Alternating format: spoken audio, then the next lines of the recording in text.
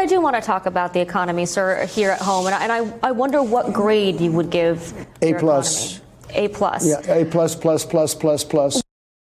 Look, electric bills have gone up.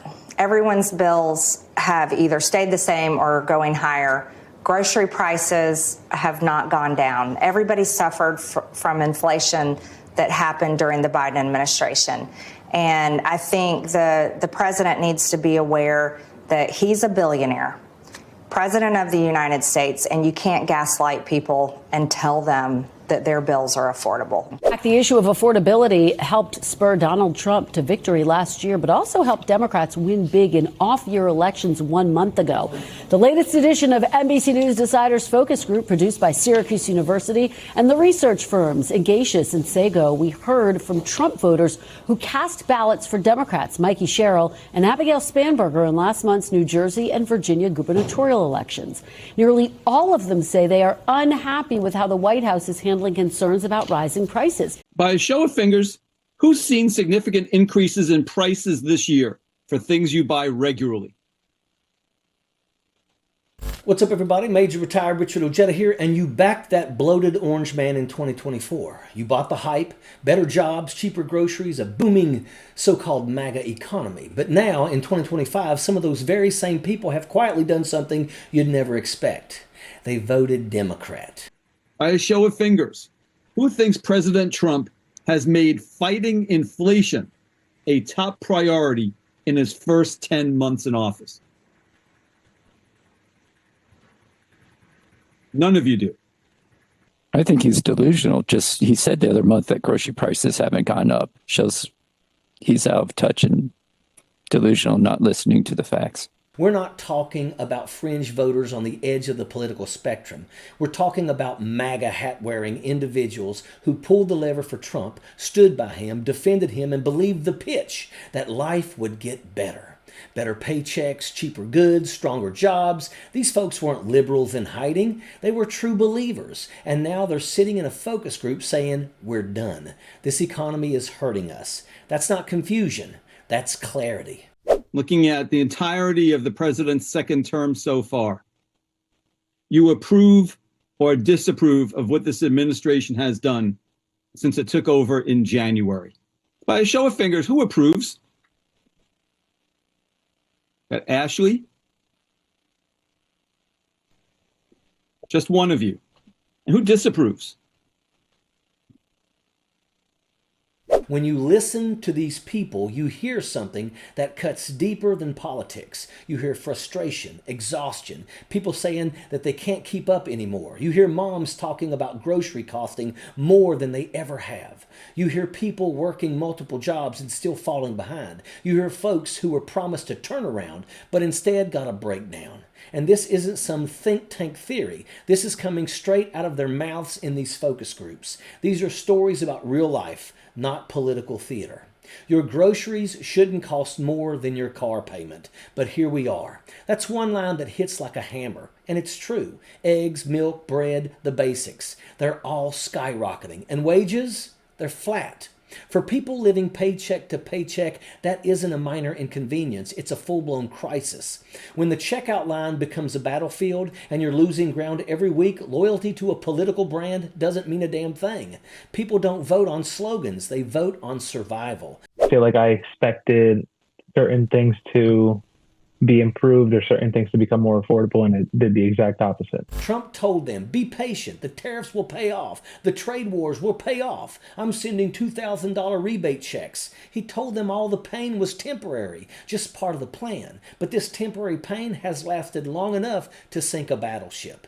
He promised steak dinners and handed out hamburger. There's no other way to put it. That's not a plan, that's a con. You can hype nationalism all you want, but if the price of feeding your kids jumps through the roof, the show doesn't matter anymore. The crowd goes home. Those voters did not flip because their ideology changed. They flipped because their lives did. They're not choosing between red and blue. They're choosing between groceries and rent. They're choosing between prescriptions and gas money. They're choosing between staying afloat or sinking under a tidal wave of rising costs. You can't pay rent with loyalty points to Donald Trump. That line sums up the entire situation in one punch. It cuts through the nonsense and gets to the heart of why people walk away from moron politicians they once supported. This isn't about political betrayal. It's about economic abandonment. They expected something in return for their vote, some improvement, some relief, anything that made life easier. Instead, they got the bill.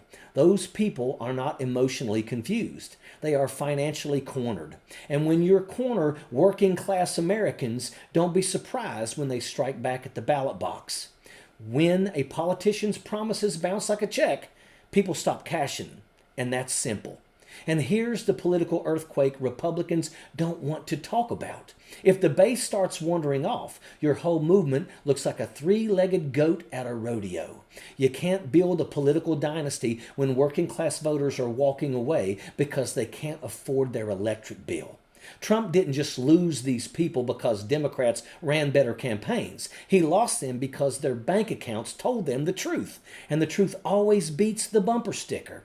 We're watching the fault lines in the Republican base start to crack in real time. When the just trying to survive crowd starts bailing, that's not a messaging problem. That's a structural collapse. These are the voters who decide elections, not the wealthy mega donors or the professional pundits. The people flipping aren't doing it because they're suddenly become Democrats. They're doing it because they're out of options. And when you run out of options, you stop listening to the political fairy tales. If affordability becomes the number one political issue in America, and it's heading that way, then the old playbook doesn't work anymore. Culture wars don't pay the gas bill. Tariffs don't lower grocery prices. Angry speeches don't make your rent magically shrink. People want relief, and they want it now. And if Republicans can't deliver, voters will test drive another vehicle. Political loyalty is not a marriage contract. It's a lease, and the payments are due monthly. The most dangerous thing for any politician is not scandal, it's disappointment. Scandal fades, disappointment lingers. People remember when you promised to make their life easier, and then it got harder. People remember when you said inflation would drop, and then it didn't. People remember when you told them sacrifices would pay off, and they're still waiting. A politician who can't protect your paycheck doesn't deserve your vote or your time. That's not a partisan statement. That's a survival rule. Trump's entire brand is built on the idea that he alone can fix it. Well, these voters are now saying you didn't fix it. You broke it worse. And when people feel that in their wallets, in their homes, at their kitchen table, they don't need a political analyst to explain what happened. They know. They feel it every time they swipe their card, every time they check the price of groceries, every time they look at their electric bill. They know who's in charge, and they know things did not get any better. This is why the political landscape in 2026 and 2028 could look nothing like what we expect. When the economy becomes the battlefield, every party is vulnerable. Democrats have an opening, but they can't take it for granted. They have to show real, tangible solutions. No platitudes, real relief. Republicans, meanwhile, need to decide whether they're clinging to Trump or dealing with the actual economic pain their voters are screaming about. Because right now, the party looks more interested in protecting the ego of one man than protecting the livelihood of millions. At the end of the day, this isn't about Trump. It's not even about the Democrats. It's about people. People trying to feed their families. People trying to hang on. People who were told things would get better and instead watched their bills grow teeth. Politics is supposed to help people, not harm them, not crush them, not use them. When politicians make promises they can't keep, eventually voters demand a refund. And that's exactly what we're seeing now. These voters aren't flipping sides, they're flipping tables. They're saying, you don't get to fail us and still expect us to stand by you. And honestly, they're right. They deserve better. We all do. And that is an absolute fact. Sappers clear the way, airborne all the way.